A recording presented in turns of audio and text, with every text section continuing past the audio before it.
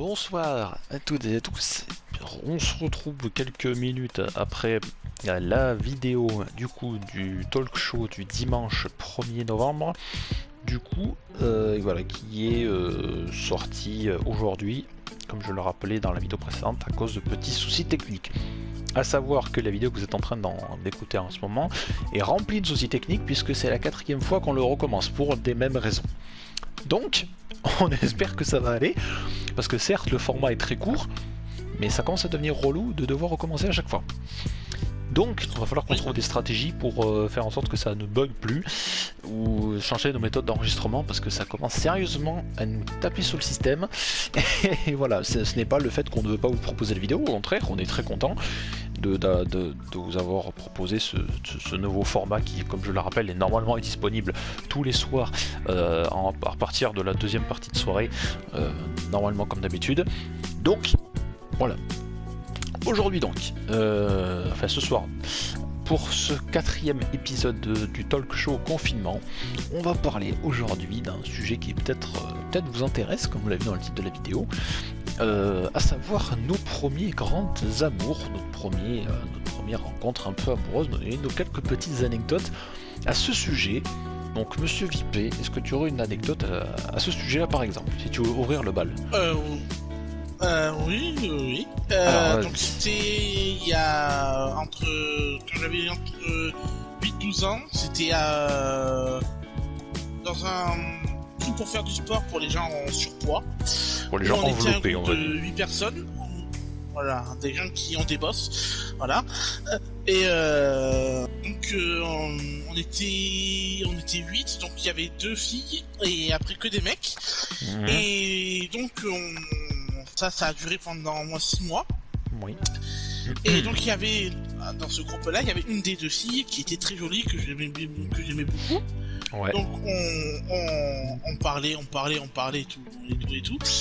Et un jour, 3 mois après, elle me dit viens, je vais te parler et tout. Je dis d'accord, ok, elle veut me parler. Okay. Elle me dit viens derrière une voiture. Okay. Et en fait, elle voulait me faire un bisou. Donc c'est trop mignon. Mais le seul problème, c'est que la voiture en question était celle de son père. Ah. Et à côté de celle de son père, il y avait la mienne. Il y avait sa voiture. Et donc, nos parents nous ont vus. Voilà. Et donc, tout ça s'est passé. La semaine d'après, je suis allé chez elle. Et tout. Et pour déconner, je l'appelais... Son père, je l'appelais beau-père. Déjà.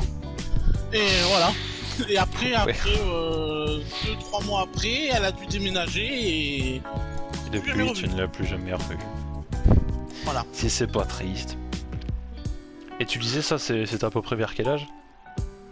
Quand j'avais entre 8 et 12 ans, je crois que j'en avais 10, 9. Oh là là, que c'est trop mignon ça. Voilà. Alors, Et après, moi je suis un mec comme Jardiland, hein. J'ai pris des râteaux, mais des râteaux, hein. C'est comme si je travaillais avec Jardiland. Le mec il a pris des râteaux comme un Jardiland. Alors il faut savoir que je suis également partenaire de Gamme Vert, voilà, pour citer un autre magasin. Et pas faire de favoritisme, pas Gamme Vert, Bricomarché, tout ce que vous voulez. Hein. On n'est pas jaloux, on vous aime tous. Et alors, oui, des vents, j'en ai pris plusieurs.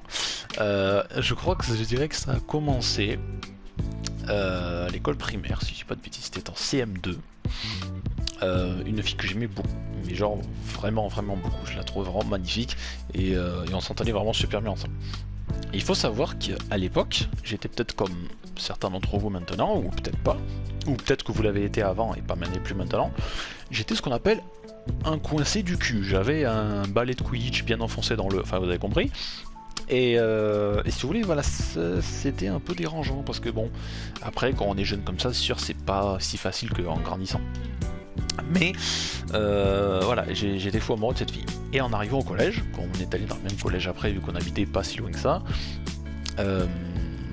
je me suis dit, allez, on va à la limite essayer de faire passer la 6ème. Parce qu'en fait la 6ème, si vous voulez, c'est la seule année où j'avais des notes encore potables. C'était avant le drame.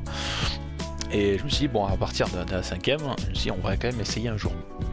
Sauf que le jour où je me suis dit, bon allez, cette fois t'y vas, j'ai vu de mes propres yeux que cette fameuse fille qu'on appellera Emma pour des voilà pour ne pas lui donner son vrai prénom, j'ai appris que cette fille en fait était entre guillemets en couple, parce que bon voilà, quand on est au collège c'est difficile de dire ça, mais sortait avec une personne que je ne supportais pas et qui s'avérait être à l'époque mon pire ennemi.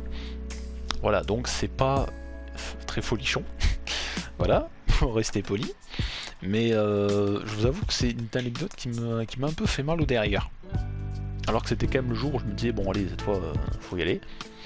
Et je crois que ça s'est pas amélioré par la suite. Parce que, si vous voulez, dans l'établissement où j'étais, c'était un vieux collège. Et il a été refait un peu plus loin, toujours dans le même village, mais il a été refait un peu plus loin, à Neuf. Et en dernière année, non, en avant-dernière année, donc en quatrième, il y avait une autre fille qu'on appellera, je sais pas, Anna. J'étais pareil, absolument, enfin je la connaissais pas tant que ça au début, c'était une pote et un ami à moi. Et pareil, c'était exactement le même souci. Et j'ai eu ce qu'on appelle de la malchance, pareil pour rester poli. Parce qu'il faut savoir que quelqu'un que je méprisais au plus haut point s'est empressé d'aller vers elle, de lui faire tout ce qu'il faut. Et pareil, je n'ai pas réussi à faire ce que je pouvais. Sauf que le jour où j'ai voulu y aller, malgré tous ces problèmes, quoi que ça, il y avait, disons, enfin, elle était un peu toute seule, parce que je voulais pas non plus aller voir à tout le monde. Et au moment où je lui ai demandé qu'elle a mis un bon gros râteau de 2 mètres de haut, si vous voulez, elle s'est empressée d'aller le dire à toutes ses copines en disant oui, il y a Adrien qui est venu me voir pour savoir si vous voulez aller ensemble, et qu'est-ce que tu as répondu? Ben non. Et là c'était gros moment de malaise pendant peut-être un mois. Ça a été le malaise parce que j'étais toujours amoureux d'elle. Et d'un côté j'étais toujours amoureux d'elle, mais de l'autre je la haïssais au plus haut point. Et c'était vraiment vraiment très compliqué. Et pendant toute la période du collège, j'ai eu une période de vent comme ça. Et bon, c'était pas vraiment une truc de fou en fait. Et je crois que c'est à partir du lycée que ça a évolué. Enfin, évolué. Comment dire? Comment expliquer ça, monsieur Vipé? Je sais pas comment te dire. C'est mouvementé, on va dire. Ça a été mouvementé. Déjà, sur les 3 premières filles qui me plaisaient au bahut, faut savoir que une a fini avec un autre mec, mais des années plus tard, avec qui je suis toujours en contact actuellement. Il y en a une qui est sortie avec un de mes potes pendant quelques temps. Et voilà, après d'autres histoires un peu compliquées, mais c'est aussi là que j'ai rencontré ma première copine sérieuse. Voilà, et je pense que c'est à partir du lycée où ça a vraiment évolué sérieusement, parce que après c'est... Bah, disons qu'après, je sais pas ce que t'en penses toi, mais je trouve que le collège c'est un peu compliqué de dire que je suis sorti avec quelqu'un, tu vois. C'est très compliqué, surtout que au collège j'ai eu un truc qui était très rare. C'était l'inverse. C'était une fille qui m'aimait bien, en fait, qui me parlait. On va l'appeler Sophie. Ouais. Elle me parlait, et un jour elle m'a dit, vas-y, j'étais avec un pote à moi, mais elle venait toujours me voir, elle me fait ouais, tu me plais et tout. Mais elle me plaisait pas du tout. Elle, je l'ai jamais aimée. C'était juste une bonne pote, et c'est tout. Mais elle, pendant au moins presque la moitié de l'année, elle a essayé de sortir avec moi.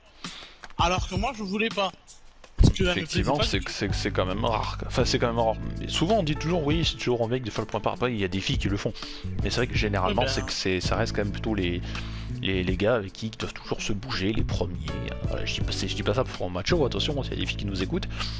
Mais en grande partie, généralement, il faut avouer qu'en général, ça arrive toujours aux gars de faire le premier pas. Voilà, ça c'est dit. Voilà, on n'est pas là non plus pour se la péter ou quoi, mais bon, c'est vrai que c'est souvent à nous de faire le premier pas, et des fois c'est pas spécialement évident, parce que les filles c'est souvent, pas toujours, non, c'est pas compliqué, parce qu'il y a des filles qui nous écoutent, on va se faire taper dessus. Mais, si vous avez des soucis, allez sur sa chaîne à lui, pas sur la mienne, moi j'aurais gentil. Voilà, si vous voulez vous larguer de négatif, allez sur sa chaîne à lui ou sur son Twitter, pas sur le mien. Non, je vais pas dire les filles c'est compliqué. Les gens, c'est... Ce que je trouve un peu dommage, c'est que c'est souvent... les filles attendent souvent que ce soit les garçons qui fassent le premier pas, et des fois, il faut savoir que pour des gens qui sont des fois peut-être un peu réservés, comme je l'ai été il y a quelques temps, ça peut être compliqué pour ce genre de personnes.